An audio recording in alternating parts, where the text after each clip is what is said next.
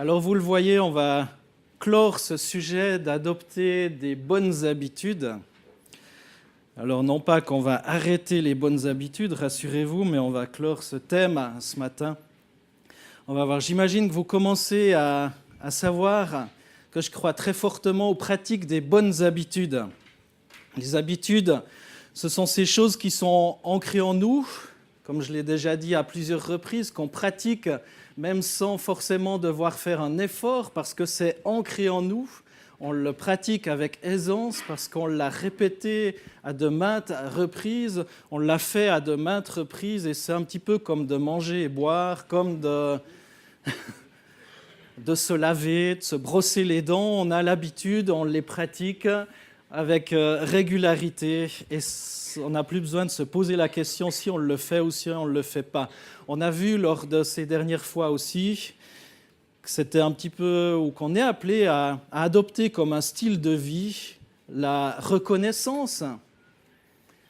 Être reconnaissant, non pas être ronchon, mais reconnaissant. Avoir de la joie aussi, c'est un thème biblique. Cultiver la joie, demander la joie du Seigneur, la prière. Évidemment, comment espérer que le Seigneur nous exauce si on ne lui demande jamais rien, si on ne s'approche jamais de lui, si on n'a jamais un cœur reconnaissant? Comment espérer être exaucé d'une prière qu'on ne formule pas? La méditation de la parole de Dieu, comment connaître le plan de Dieu pour notre vie, comment connaître ce qu'on doit pratiquer, faire ou ne pas faire. Eh bien, toutes ces choses-là, on découvre en lisant, en méditant la parole de Dieu, la parole du Seigneur, l'importance d'être rempli du Saint-Esprit. Là encore, lorsque Jésus est remonté au ciel, il nous a dit qu'il nous enverrait le Saint-Esprit qui serait toujours en permanence avec nous, un petit peu comme sa présence qui se poursuit, qui continue en nous, avec nous. C'est Dieu avec nous, le Saint-Esprit. L'importance de marcher dans l'amour, dans la vérité, l'importance aussi de vivre le royaume de Dieu.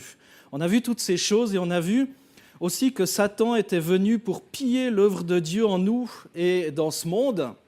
Ça, c'est la dernière fois. Mais que la bonne nouvelle, c'est que Jésus est venu redonner tout ce que Satan a volé. Amen. Et si vous voulez découvrir ces messages, ils seront sur Internet. Enfin, le dernier, pas encore, mais bientôt. Et vous pouvez les réécouter si vous n'avez pas pu les entendre.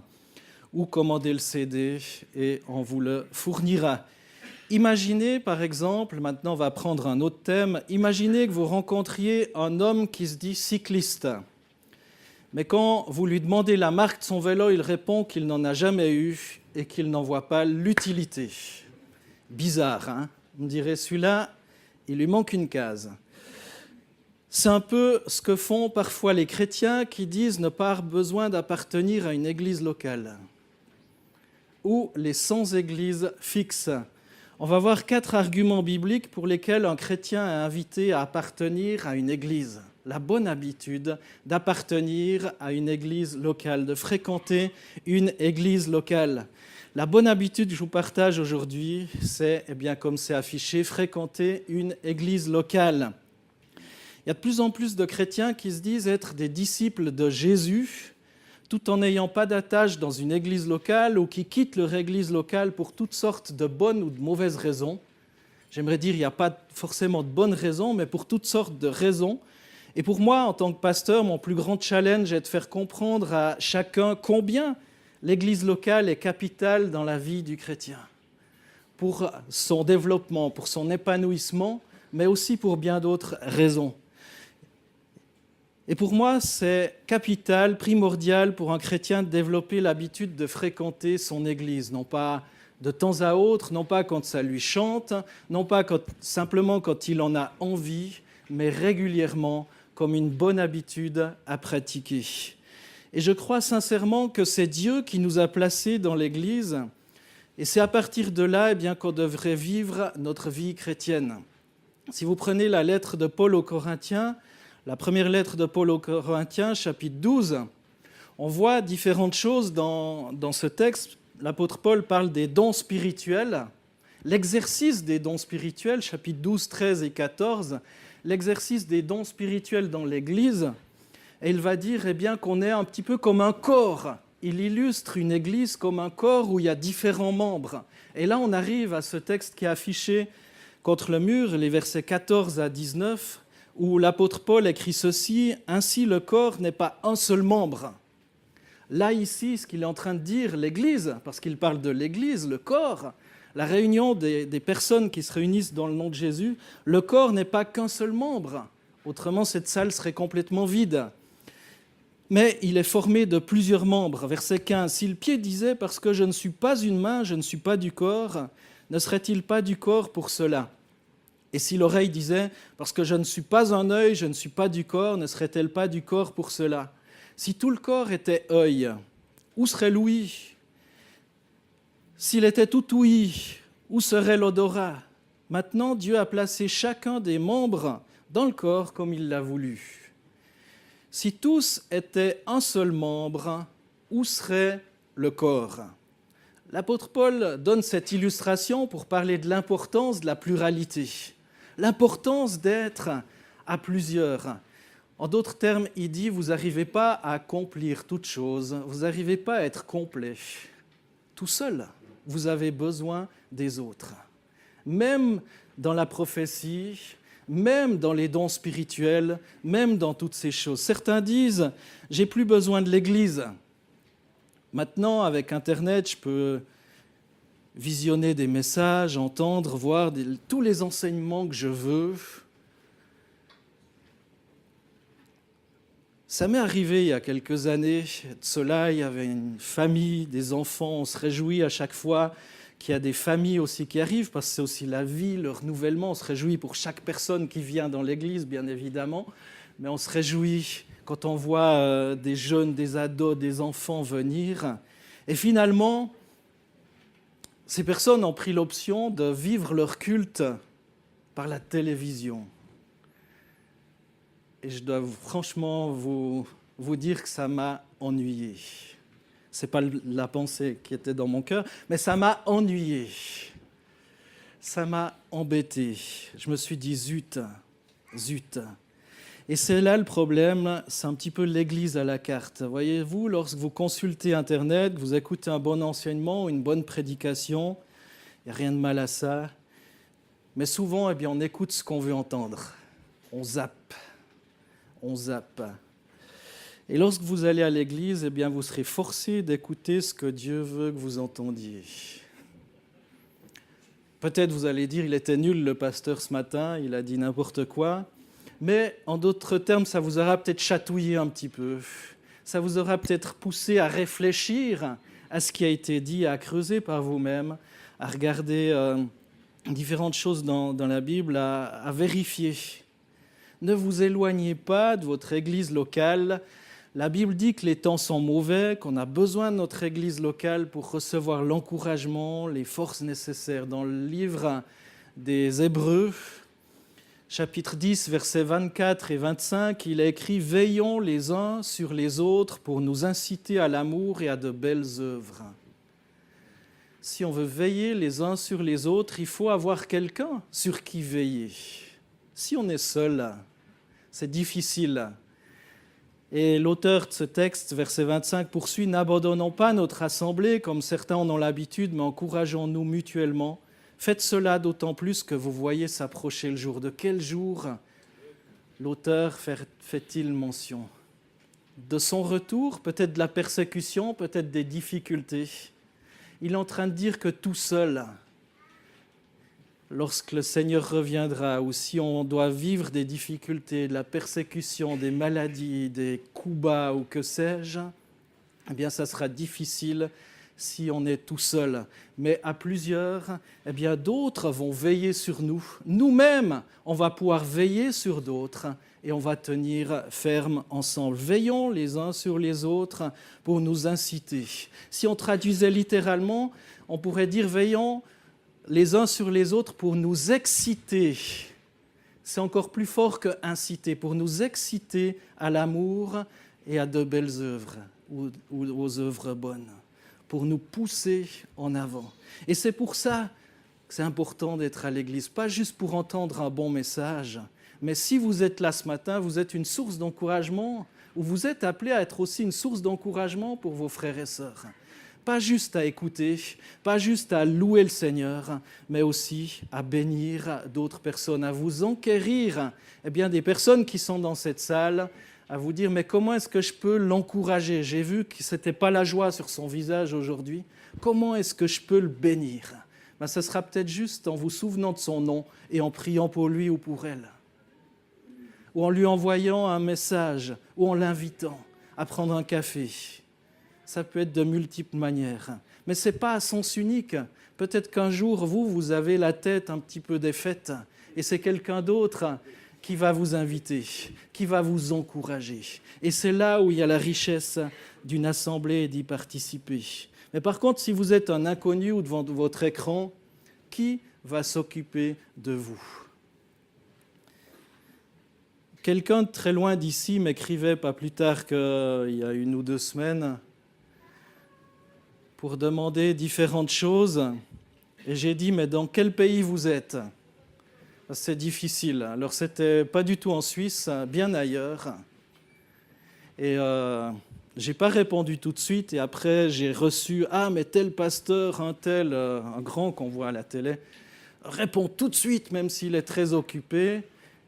Et j'y ai dit oui, mais vous oubliez certainement que vu son nom, c'est sa secrétaire qui vous a répondu. Et puis moi, je ne suis pas Dieu et je ne suis pas omnipotent, ni omniprésent, ni voilà. Je vous encourage simplement à vous adresser à une église locale. Parce que je peux prier pour vous, mais je ne peux pas aller beaucoup plus loin. Je ne vais pas prendre l'avion pour venir dans votre pays pour vous encourager. Mais allez vers une église. Soyez connus, mais si vous êtes un électron libre, personne ne va se soucier de vous. Alors, je n'y ai pas écrit comme ça, mais... Non, on est un peu plus diplomate des fois. Certains disent, j'ai essayé une église, mais elle était pleine de problèmes. Est-ce que vous voulez faire partie du problème ou de la solution ? C'est possible, aucune église est parfaite, c'est possible qu'il y ait plein de problèmes. Peut-être même ici, vous en découvrez certains, c'est fort possible. Voilà. Mais qui sait si le Seigneur ne vous a pas justement envoyé dans cette église pour faire partie de la solution, pour y apporter un peu de joie, la transformer en un centre de vie pour la cité dans laquelle Dieu nous a placés. Si vous faisiez partie de la solution, si vous voyez des problèmes, priez, partagez. Partagez non pas pour en faire la critique ou dire combien les responsables sont nuls, le pasteur est incompétent, ça on le sait, mais partagez dans le but d'être une source d'encouragement.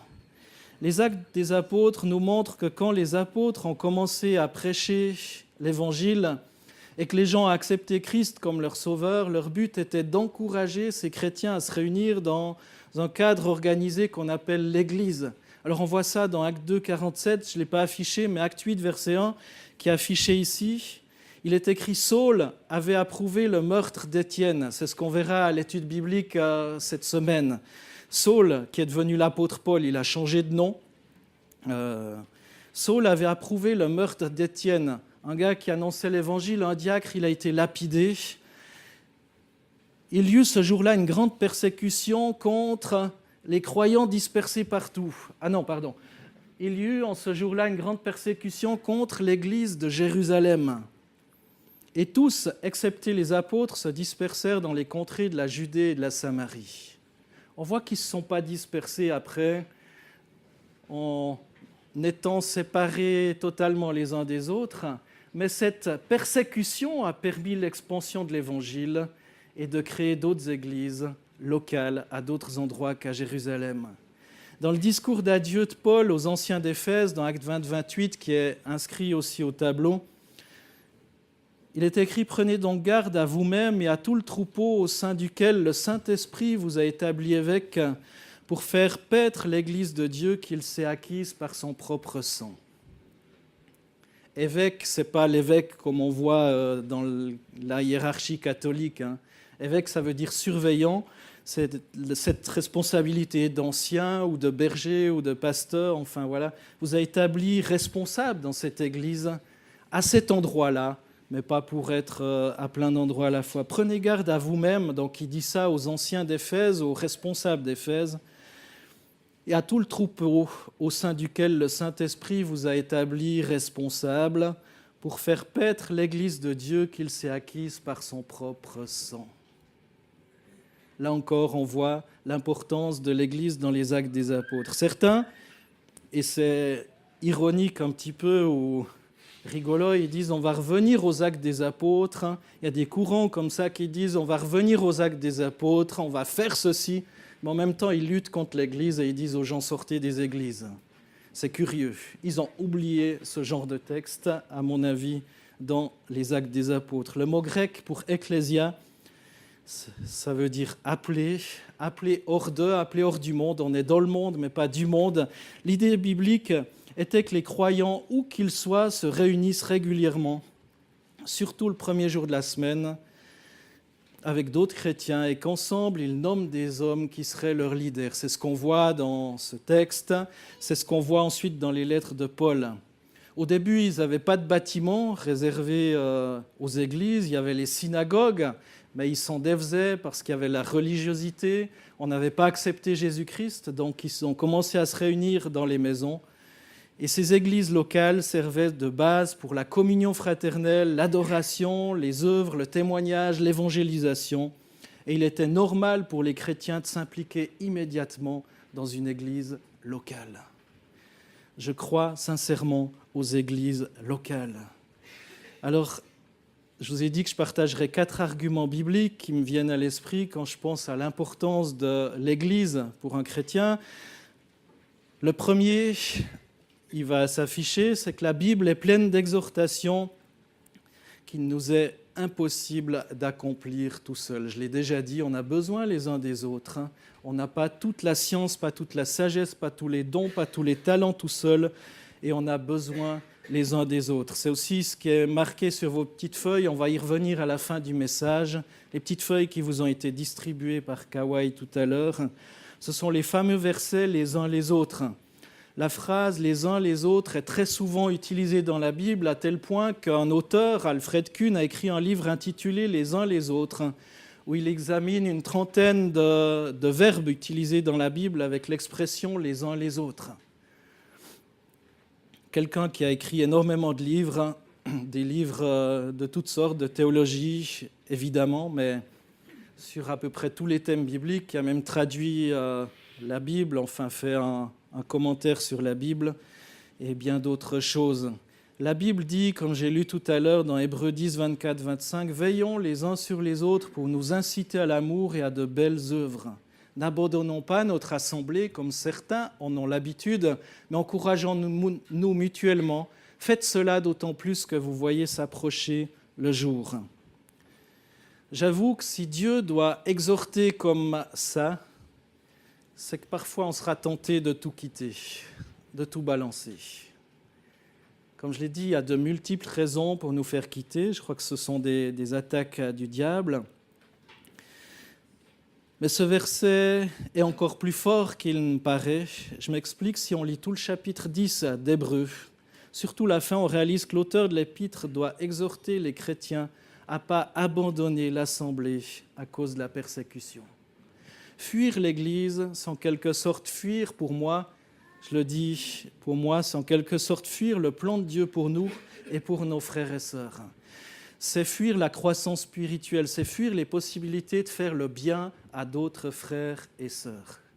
Oui, c'est important d'évangéliser et l'Église doit être conquérante, doit être évangélisatrice. Mais oui, c'est important de se tenir les coudes mutuellement aussi.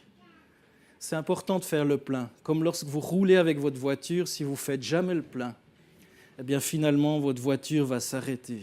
Ce n'est pas un scoop, hein. Je n'ai pas fait des hautes études pour vous révéler ça, mais c'est pareil aussi dans notre vie spirituelle. Si on ne fait jamais le plein, eh bien finalement, notre foi va comme s'entiédir, va comme s'assécher. Il y a une 60aine de versets dans la Bible qui disent les uns les autres, c'est-à-dire plus d'un par semaine.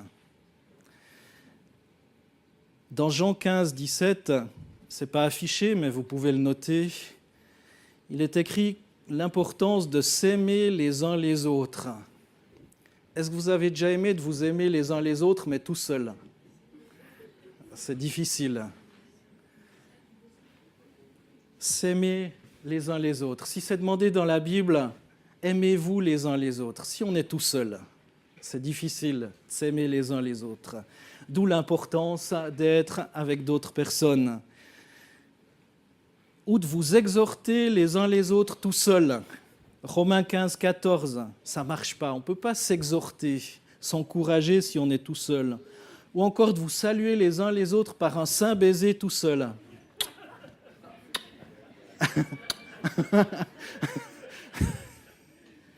Ou encore, pour ceux qui n'aiment pas les bisous, c'est marqué de se saluer par un saint baiser. Alors, j'ai jamais découvert ce que c'était ce saint baiser, mais enfin, se saluer les uns les autres par un saint baiser. Ou encore de vous supporter les uns les autres dans l'amour tout seul. C'est vrai que des fois, on a de la peine à se supporter, mais on peut supporter les autres. Non, pour moi, un chrétien ne peut pas être efficace s'il n'est pas avant tout enraciné dans son église locale où il y reçoit l'enseignement des apôtres, l'enseignement de l'église, l'enseignement des personnes qui viennent, la fraction du pain, mais aussi où il est un agent de changement, d'encouragement, de bénédiction. Vous êtes appelé à être un agent d'encouragement, un agent de bénédiction. Et si vous ne fréquentez pas une église locale, je vous exhorte à en trouver une le plus vite possible et à vous y engager corps, âme et esprit. Deuxième raison pour laquelle je crois qu'il est important de s'attacher à une église, c'est que quasiment toutes les lettres du Nouveau Testament, les 13 lettres de l'apôtre Paul, pratiquement toutes, sont adressées à des églises locales. Si vous prenez l'Apocalypse, l'apôtre Jean va parler de la lettre aux églises de telle et telle, lettre à l'église de telle et telle, etc., à l'ange de l'église de Laodicée, etc. Quasiment toutes les lettres du Nouveau Testament étaient adressées à des églises locales. Lisez le Nouveau Testament, donc la moitié des livres de la Bible s'adressent en tout cas à des églises, voire plus. La leçon importante, c'est que si tu ne fais pas partie d'une église locale, dans un certain sens, la Bible n'est pas écrite pour toi. C'est trash, hein? C'est trash, mais pour moi, je le crois. C'est important. Il y avait cette importance. L'apôtre Paul en parlait. L'apôtre Paul en parlait. Jésus en a parlé. Dans les Actes des Apôtres, il en est fait mention. L'apôtre Jean en parlait. Donc si je dis ça ce matin, c'est dans aucun but de blesser qui que ce soit, mais de vous encourager à réfléchir. Là où vous en êtes, et est-ce qu'il y a une bonne habitude que vous pourriez reprendre ou prendre? Je vous y encourage en tous les cas. Troisième raison, c'est que Jésus prend pour acquis qu'on sera intégré dans une église locale. Dans Matthieu 18, 15 à 17, qui est affiché « S'il arrive à ton frère de commettre un péché, va le trouver. Parle en tête à tête avec lui et montre-lui sa faute. S'il se laisse convaincre, tu auras gagné ton frère. S'il ne t'écoute pas, reviens le voir en prenant avec toi une ou deux autres personnes pour que tout ce qui sera dit soit appuyé sur la déclaration de 2 ou de 3 témoins. » Verset 17, « S'il refuse de vous écouter, dis-le à l'Église. S'il refuse même d'écouter l'Église, mets-le sur le même plan que les incroyants et les gens avec qui vous évitez toute relation. » Ce qui est implicite dans les instructions de Jésus ici, c'est qu'on appartient à une communauté. On n'est pas un chrétien pour soi tout seul, qui ne répond à personne, qui dépend de personne, qui n'a de compte à rendre à personne. Certains disent « j'ai des comptes à rendre qu'à Jésus ». C'est beau, mais c'est faux quand même. Car au bout du compte, un frère qui se dit chrétien, mais qui vit n'importe comment, va être exclu de la communauté selon ce texte, considéré comme un païen et un péager. C'est les gens avec qui on évitait toute relation. de l'époque. Difficile d'exclure quelqu'un de quelque chose auquel il n'a jamais appartenu non plus. Je ne peux pas être exclu comme une fois avec boutade, parce que j'ai été guéri miraculeusement de mon genou, là, des ligaments croisés, ligaments latéraux, et on me dit « Ah, tu feras attention en allant à ski, pas aller trop vite ». Je dis « Mais je risque plus rien, j'ai plus de ligaments, je ne peux pas me les… » C'est un petit peu pareil. Si on ne fait pas partie d'une église, certains diront « Mais je ne peux pas y être exclu ». Alors ce texte ne s'adresse pas à vous dans ce cas-là, mais je crois que vous manquez quelque chose, vous manquez d'être une source d'encouragement. Alors évidemment, on souhaite que ce genre de choses ne se passe jamais, mais c'était juste pour illustrer l'importance d'être attaché à une église et que même Jésus parlait de l'importance de l'église. Quatrième et dernière raison, Dieu nous ordonne de faire le bien aux frères dans la foi. Ne pas fréquenter une église, ce n'est pas juste se priver d'être béni par les frères et sœurs, par les messages, par la louange, mais c'est aussi priver nos frères et sœurs d'être bénis par nous. Tout l'évangile de Jésus-Christ nous parle de donner, de transmettre. C'est l'exemple que Jésus a montré aux chrétiens, aux disciples. C'est l'exemple que Jésus a montré à ses disciples. Il s'est donné pour les autres. On ne vient pas juste pour soi, mais on vient pour se donner aux autres, pour donner aux autres. Dieu nous exhorte à pratiquer le bien envers tous. Galates 6, verset 10, c'est l'apôtre Paul qui parle. Ainsi donc, pendant que nous en avons l'occasion, pratiquons le bien envers tous et surtout envers les frères en la foi. Peut-être estimez-vous que votre église locale ne vous apporte pas assez, mais si vous y alliez avant tout pour apporter quelque chose. Moi, si j'en reviens à ma propre vie, le jour où j'ai commencé à le plus recevoir, c'est quand je me suis dit, mais comment est-ce que je peux m'engager, m'investir, donner, transmettre, m'impliquer, retrousser mes manches. Et même, on me dirait, ah mais c'est facile pour toi, mais non, c'était pas du tout facile. C'était absolument pas facile à l'époque parce que j'étais vraiment timide. Et en comparaison à d'autres qui s'exprimaient facilement, qui avaient fait des études de ceci ou de cela, j'aurais pu me dire, toi, tu vas dans un placard et puis tu attends que ça passe, tu laisses les autres faire parce qu'ils le font bien mieux que toi. Mais il y a le Seigneur qui me disait, non, c'est pas ça que je veux. Je t'ai créé comme ça, timide, c'est moi qui t'ai créé comme ça. Mais je peux te prendre de là où tu es pour faire quelque chose avec toi. Même si tu ne t'exprimes pas bien. Maintenant, vous priez, je suis sûr, pour que je m'arrête de parler. Mais avant, ce n'était pas comme ça à l'époque. C'était pas comme ça à l'époque. Et certains qui m'ont connu il y a quelques années le savent aussi. Alors Dieu peut vous prendre. Et quand vous regardez les exemples dans la Bible, oui, il y avait des érudits comme l'apôtre Paul. Mais laissez-moi vous dire, l'apôtre Paul, on a lu dans Actes 8 qu'il était là quand on a lapidé Étienne. Donc pas terrible comme gars, pas très fréquentable, un repris de justice, un criminel. Et pourtant Dieu en a fait le grand apôtre Paul. Pierre, qui était un gars fougueux, etc., qui parlait avant d'avoir réfléchi, il est devenu aussi le grand apôtre de l'Église qu'on connaît. Et bien d'autres personnes qui se bagarraient pour être un à la droite, un à la gauche de Jésus. Enfin, voilà. Ce n'étaient pas tous des érudits, ni tous des disciples parfaits. Jésus a même choisi un traître. Bon, lui, il a mal fini, Judas. Mais il y a bien d'autres qui ont très bien fini. Et là, eh bien, on l'a vu. Donc Dieu peut vous utiliser, Dieu veut vous utiliser parce qu'il a mis personne sur le banc de touche. C'est pas comme au mondial, il y en a qui sont là juste pour attendre que d'autres se blessent pour espérer pouvoir jouer, mais Dieu n'a pas fait ça de vous. Il ne vous a pas utilisé pour être sur le banc, il ne vous a pas créé pour être sur le banc de touche. Alors pour conclure, revenons sur les uns les autres. Je vous ai distribué, il vous a été distribué les petites feuilles les uns les autres. Et vous pouvez y revenir toute la semaine, y revenir dans plusieurs semaines, y revenir à chaque fois que vous le voulez. En lien avec le service mutuel, il y a différents versets qui en parlent. Soyez serviteurs les uns des autres. Galates 5, 13. Portez les fardeaux les uns les autres.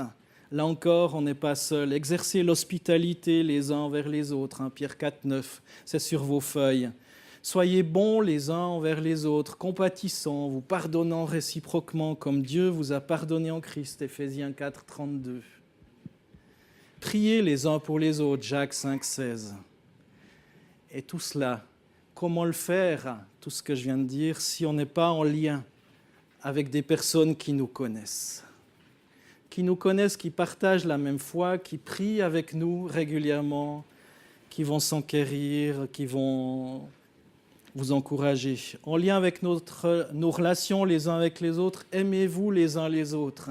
Et là, il y a beaucoup de références que vous pouvez voir sur vos feuilles. Accueillez-vous les uns les autres. Saluez-vous les uns les autres. Il y a différentes références. Ayez soin les uns des autres. Soumettez-vous les uns aux autres. Ça, on aime moins. Pour se soumettre à quelqu'un, il faut qu'il y ait quelqu'un à côté de nous aussi. Supportez-vous les uns les autres. Pardonnez-vous les uns les autres. Confessez vos péchés les uns aux autres. Ne vous jugez pas les uns les autres. Ne vous mordez pas les uns les autres. Ne vous dévorez pas les uns les autres. Ils étaient cannibales? Non, mais c'était des fois ce qu'on peut faire avec la langue, avec la bouche, se mordre. Ne vous provoquez pas, ne vous enviez pas les uns les autres. Ne mentez pas les uns aux autres. Ne parlez pas mal les uns des autres. Ne vous plaignez pas les uns des autres. Vous pouvez méditer tout ça les prochaines semaines, les prochains jours, relire toutes les références et tout le contexte dans lequel cela a été écrit. Vous verrez, ça figure bel et bien dans vos Bibles. En lien avec l'édification mutuelle aussi, édifiez-vous les uns les autres. Instruisez-vous les uns les autres. Exhortez-vous les uns les autres, avertissez-vous réciproquement, entretenez-vous les uns les autres par des psaumes, des hymnes et des cantiques spirituels. Et il y en a d'autres que vous pouvez rajouter en cherchant, en fouillant, en poursuivant cette étude. Alors ce que j'ai essayé de vous dire au travers de ces 4 messages, c'est de cultiver l'importance de la reconnaissance, de cette bonne habitude de la reconnaissance, de la joie, de la prière, de la méditation de la parole de Dieu, d'être rempli du Saint-Esprit, de marcher dans l'amour, de vivre le royaume de Dieu. Et pour terminer, de participer à la vie d'une église locale. Pas juste en donnant dans le panier quand le panier passe, on est reconnaissant pour tout ça, mais quand je parle de donner, ce n'est pas forcément de façon pécuniaire. On est vraiment reconnaissant parce que cette église, cette année, on est reconnaissant pour les entrées, les dons qui arrivent, et ça, c'est vous. Parce que sans vous, là encore, on ne pourrait pas poursuivre l'œuvre, mais de vous donner pratiquement. Ce matin, peut-être vous avez vu dans la salle quelqu'un qui n'était pas très joyeux ou joyeuse en rentrant. Est-ce que vous savez son prénom ? C'est peut-être un travail de se dire, mais comment il ou elle s'appelle ? Tiens, j'ai envie de prier pour il ou elle dans la semaine. Peut-être de l'inviter à boire un café, pas pour lui donner toutes les solutions et lui transmettre toute ma connaissance, ma science, mais simplement pour l'aimer. Aimez-vous les uns les autres, c'est pas lui balancer toutes nos connaissances, notre Bible sur la tête. Ça, on peut le faire, mais ce n'est pas très utile et ça ne va certainement pas lui remonter le moral. Mais simplement lui donner de votre temps, de l'aimer, l'encourager, de le bénir. Il y a peut-être d'autres personnes, vous voyez depuis plusieurs semaines, mais vous ne savez même pas son prénom. Même s'il ne tire pas la tête, ça vaut la peine de connaître son prénom. Peut-être qu'il est très joyeux, très joyeuse, demandez-lui le secret. Comment il fait pour vivre sa foi avec Jésus, avec Dieu, sa relation avec le Père, le Fils et le Saint-Esprit, comment il fait? Peut-être qu'il a un secret à vous transmettre, un encouragement à vous donner. Tout ça, ça se trouve dans l'attachement à ce corps qui est l'Église. Peut-être vous dites, mais il n'y a personne qui s'intéresse à moi, mais est-ce que vous vous intéressez aux autres? Est-ce que vous vous intéressez aux autres? Ou pas juste pour vous plaindre de tout ce que les autres ne font pas pour vous, mais juste s'intéresser par amour aux autres. Et tout ça, eh bien, c'est un challenge que je vous lance. Amen. Gloire à Dieu. Seigneur Jésus, merci pour ta parole qui est la vérité. Merci pour la richesse qui se trouve dans ta parole. Merci pour les bonnes habitudes que tu veux nous donner de cultiver, d'entretenir. Merci pour l'Église, pour chaque personne qui est présente ce matin, Seigneur, dans ce lieu de culte. Ça fait tellement du bien au cœur de voir tout ce monde réuni ici. Seigneur, et je bénis mes frères, je bénis mes sœurs, Seigneur, en ton nom. Seigneur, gloire à ton nom, parce qu'il y a une richesse dans chaque vie représentée ici. Seigneur, que tu puisses les encourager. Moi, je ne connais pas toute leur vie, mais toi, tu sais toute leur vie. Eh bien, encourage-les. Et je te prie aussi de leur donner d'être une source d'encouragement pour d'autres. Seigneur, qu'ils puissent, Seigneur, être investis de ce mandat, d'être un encourageur les uns des autres. Gloire à ton nom, Jésus. Amen.